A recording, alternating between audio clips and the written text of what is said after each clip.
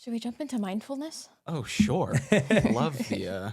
You guys are so easy to talk to, so I'm sorry if my answers have been too long. I'll cut them down if I'm talking for too long. Tell me. We could sit here forever. No, diving into the topic of mindfulness. I'm curious, just coming from the king of mindfulness himself, in layman's terms, what would you say mindfulness means to you?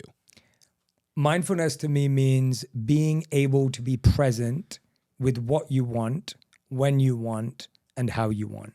Okay. And so mindfulness is just the ability and the act of bringing your presence to something that you choose to be present with.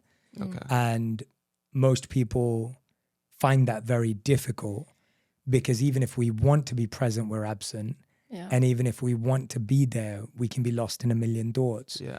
And so mindfulness is, to me, is the ability and the act to be able to point your attention in the direction that you want it to be in. Okay. Does that help? Does that feel simple enough? Yeah, presence. Yeah. Yeah. I feel like I hear the word mindfulness and it's like such a commonly used word in this space. And sometimes I'm like, wait. Yeah. What? Like, what exactly does that? Yeah. Yeah. And how do you, I guess this is a good question for you. How do you then like specifically approach implementing mindfulness into your daily life? Yeah. And if you want to go a step deeper in the definition, it's doing everything with intention. So everything is done with, I'll give an example. And by the way, definitely not the king of mindfulness. I was talking to my team member yesterday and I said something and it was just unmindful because it wasn't intentional. And then I messaged her afterwards and I was like, hey, I'm really sorry I said that to you. Like I was just so not mindful in that moment and I felt terrible. And I said, I hope it didn't affect you in that way. And she was so sweet about it. But I make mistakes all the time. Yeah. And I think mindfulness is being intentional. Like I know why and I know how and I know where I am and I'm thinking about being here. For example, like I've come on this show with you guys today. If I'm mindful, it's like I know who I'm going to meet. I've been present and I've watched your guys' show. I enjoy your interviews. I love your style. Like I have a sense of what this room even looked like before I'm here. On the way here, I was thinking about the kind of things we'll probably share and talk about. And so I've come primed, prepared, thoughtful about it. Yeah. That doesn't mean I'm prepared. I don't mean prepared in terms of rehearsed. I mean prepared in terms of I have prepared my mind and energy to be present. Yeah. Whereas most of us, sadly, don't get that opportunity and we run from thing to thing. And so most people take their last meeting's baggage into their next meeting. Yeah. So the first 15 minutes of the next meeting, you're actually thinking about the last meeting. Yeah. So you've missed the context of this one. And then you take that absence into the other. And so when I think about it, it's like when we're at work, we're thinking about vacation.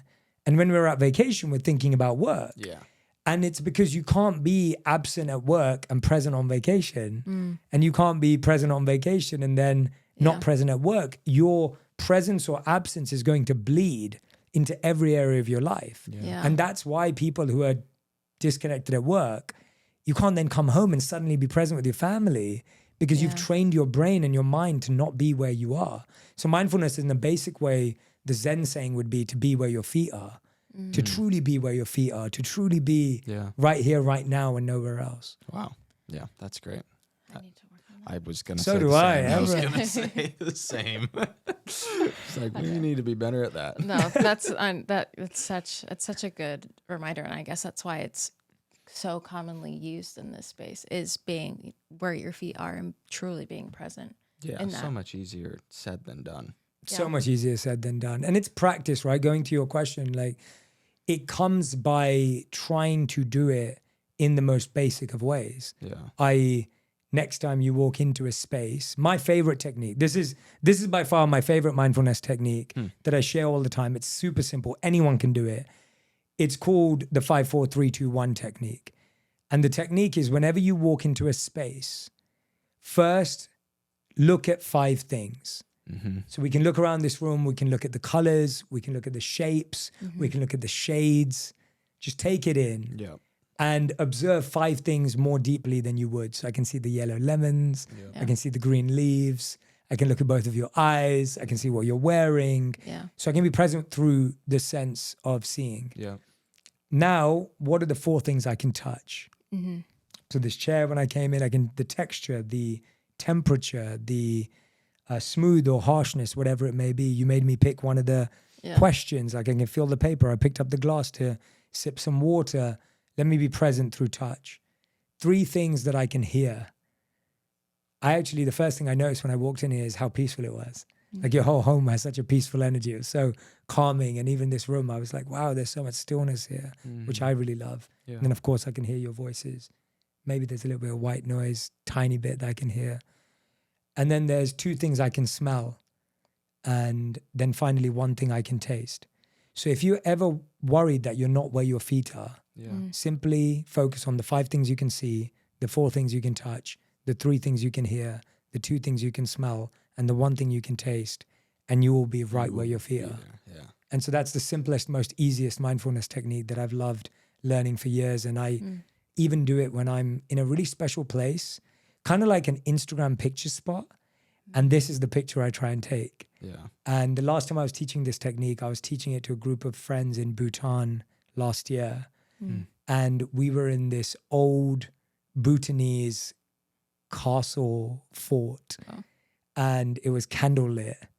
And we couldn't really see that much apart from certain colors. And if I close my eyes today, I can be right back there because I practiced this. And so it's not just a technique of being present. It's the technique of taking a mental picture that will never leave you. Yeah. And so if you ever are having the most beautiful date or time with your family or your friends, do this together and you will never, ever forget the imprint of that special moment that will last for you in your heart and your mind forever. So anyway, it's one of my favorites. I like that a lot because I think to myself all the time, like how many,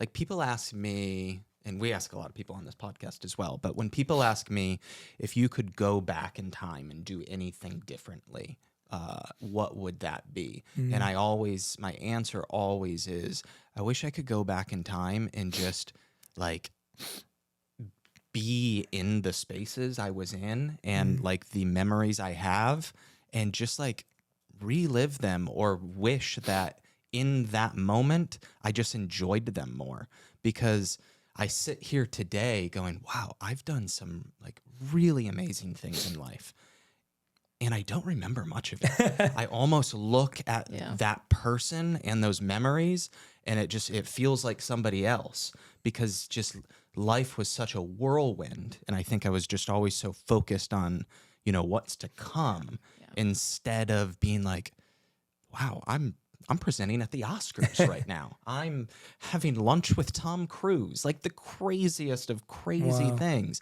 And, it's just, I definitely was not present. I was appreciative, but I wish that moving forward, I want to do that, whenever, like, for example, this moment right here, 10 years from now, I want to be able to remember this moment, having this conversation with you, like, very well. And that's definitely something that I want to start implementing into my life. So I don't, do the same thing that I've been doing, which is like thinking about the past and being like, it just seems so blurry, and I don't really remember things very well. Yeah. That's so good. They say it's one of the reasons why we feel life is moving faster as we get older is because we have less present, absorbed new experiences. So when you're young, everything is just so amazing. Yeah. Right? The first time you went to Disney World, the first time you went to your favorite restaurant growing up, the first time you could remember a birthday, there was a newness, a novelty, you were present, you remember so much. And then as we get older, it's not that time moves faster, it feels like it does because we have less novel, profound, absorbed experiences. And I felt that. I mean, I think all of us who lived through the pandemic, it feels like the last 5 years have just gone like that. Yeah. And it's because everything just seems the same, feels the same. But when everything feels the same, that's when you have to look for the new. Yeah. And I remember one of the mindfulness practices that I learned in the monastery that I loved is often we were asked to walk down this path. And we would walk down this path every day during this exercise. And every day you were asked to find something new to focus on. So it was the same old path, but you had to discover something new. Oh. It could be the shape of a stone. It could be the color of a flower. It could be the shape of a leaf. Yeah. It could be a new plant. It could be a new animal, whatever it was that you found. And it was really interesting to me because the mind would try and game the system. So my mind would be like, oh, I'm going to find 2 new things today. So tomorrow I don't have to look for something new and I'll just come back here. And then my monk teacher would change it the next day and go, well, today I want you to not worry about anything. And then you'd be like, oh gosh. So it was this practice of how can you do the same old thing and find something new? I think that's the key to great marriage. I think that's the key to great life. I think that's the key to loving your home, because anything you can become familiar with and lose its value. Yeah, you start to take it for granted. Exactly. So, and by the way, you being so honest and vulnerable about you feeling that way about amazing experiences you've had, we've all done it. I still do it. Yeah. We're all a work in progress. And these techniques are some techniques that I think have really stayed with me and I still try and practice today. Yeah, that's great.